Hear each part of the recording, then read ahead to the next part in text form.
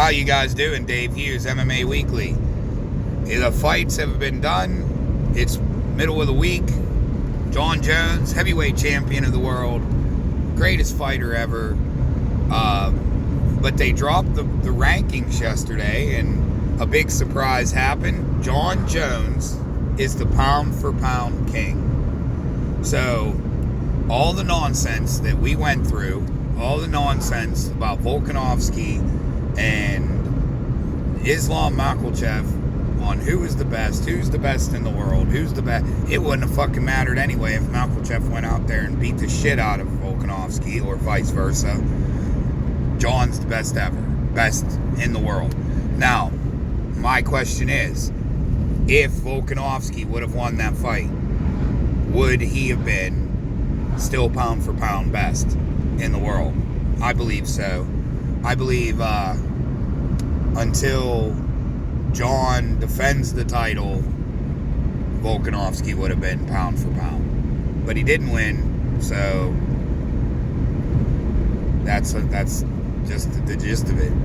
Anyway, like I was saying, obviously, you know, Jon Jones beat Ciryl Gane. He came out, did what he said he was going to do, dominated Gane from bell to submission. I think Gane landed one strike, and it was to Jon's nutsack. So, we really can't judge how good Jon really is in this one. I think Ciryl Gane was terrified. I don't think he was ready for the lights that he faced. When he fought Francis, he was fighting Francis, a scary-ass guy that he has fought 30 times, you know, maybe hundreds of times, who knows, in sparring. Jon, all he knew about Jon is he's the greatest our sport had ever seen. Cyryl's only been a fan for 3 years, 4 years, whatever he said. So he didn't even know who Jon was. So he says, do I believe him? Fuck no. If you're in combat sports, you damn sure know who Jon Jones is. That said, bell rings, they come out. Jon, Jon threw a leg kick, or Ciryl threw a leg kick or something, then Ciryl threw a kick, hits Jon in the nuts. So they take the time off, let Jon recover. Jon looks fucking pissed at that point. So, after the nut shot, after they get him all back in there, Jon, like I said, looked pissed. Jon presses the action, gets the takedown, presses Ciryl up against the cage, and goes for a submission. Then, he don't get the first guillotine he goes for, readjusts, gets the guillotine choke, Ciryl taps out. At first, when I first watched it, I couldn't figure out what the fuck Ciryl tapped out to. It's an uncomfortable position, it hurts, but it's really not anything you would tap out to, unless you're a pussy, which, I mean, Ciryl really hasn't proved fuck shit to me. That little ding that he took from Tai Tuivasa, he thinks that's what's being in trouble. He thinks that's what's rocked. Man, he needs to see what rocked really is. He needs to take a good shot and actually get rocked so he knows what it feels like to be a dog and come back. But that said, Jon Jones, greatest of all time, pound for pound king. Do I agree with the rankings? Yes, I do. I believe that if Volkanovski would have won that fight, then Jon would have been number 2 on the pound for pound rankings, because, I mean, Volk moving up just like Jon did. Volk's been active. No one's even been close to the man in his own weight division. So, that said, I think the rankings speak for themselves. But we're going to move down into the next fight, the co-main event, Valentina Shevchenko versus Alexa Grasso. Now, I think from the start of the fight, I said to a couple people earlier in the week that if this was an ugly fight, then Alexa was going to win this fight. And it was fucking ugly. It looked uncomfortable. Valentina just didn't look like she was in her element. She actually made a comment that she she thought she dominated the fight. I disagree. I disagree very highly. I think it was close. I might have had Valentina up before the submission, but that submission was just simply fucking amazing. Alexa takes her back. Well, what had happened was Valentina goes for a spinning back kick to Alexa's midsection. Valentina does throw this a lot, and she has a tell when she does it, turns her foot. Well, Alexa knew to step right and wait for the kick to come back. As the kick's coming back, you take the opponent's back, drag him to the ground. Perfect form.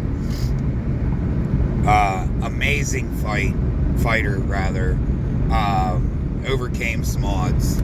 Seriously, the greatest, in my opinion, woman fighter right now, and it is what it is. So Amanda solidifies her being the best in the world by Valentina losing. So rematch, I probably about the same time as Jones and Miocic are going to fight, which should solidify Jones is the greatest of all time, perhaps the greatest two-division champ of all time. It was a great weekend of fights. Bo Nickel had his, debut on a card, and there's some controversy around that. Of course, it couldn't be a clean fucking win. They're saying there was a nut shot as Nickel was going for a takedown. He threw a knee, and it did. I thought it hit him in the side of the leg. I watched the replay. It does kind of look like it grazes the cup. My thing would be run it back. That's, Bo isn't in a hurry. He's a young man. He's 27 years old. Just run it back. That's all you have to do. If you want to, bitch or whatever that you got submitted because of one nut shot, then run it back. I'm sure Bo Nickel's in no hurry. Jamie Pickett's a good fighter. He's been around forever.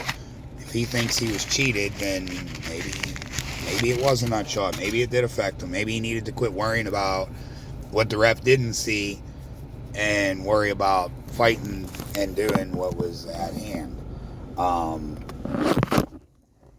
That said, I don't know what's next for Bo. The sky's the limit. The guy's amazing. He would have beat Pickett anyway. I don't know what's next for him. Give him a top 10. See if he can handle a top 10. But this reminds me of the old days of the UFC. Like, Cain Velasquez won the title after 9 or 10 fights. Brock Lesnar was like 4-1, 5-1 when he won the heavyweight title. But yeah. What's next for all the fighters on the card? I think Ciryl Gane needs to step back, maybe go to Dagestan, learn some wrestling, go to AKA, train with DC, somewhere like that. France has no wrestling, obviously. 2 French fighters, neither one of them have any fucking wrestling. So that said, Ciryl, I'd take some time off. If he wants to get back in there, then maybe fight Derek Lewis, somebody like that. Again, I'm not sure. I'm not sure what to do with Gane. He's in a rough place. Maybe give him one of those big Russian boys, see if, Or what's the fucking, Aspinall. Give him Aspinall. Gane Aspinall sounds like a good fight. Yeah. Tom Aspinall versus Ciryl Gane. I think they're both coming off losses, so yeah, that sounds like a good fight. That's what I'd do with him.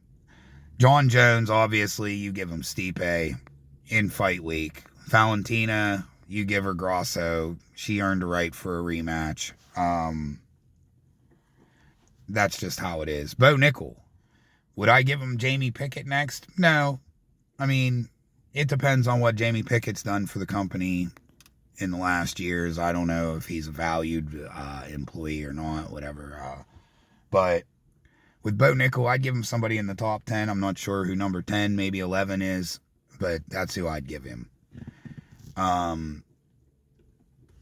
That's my take on this fight this weekend. As always, God bless. I'm out.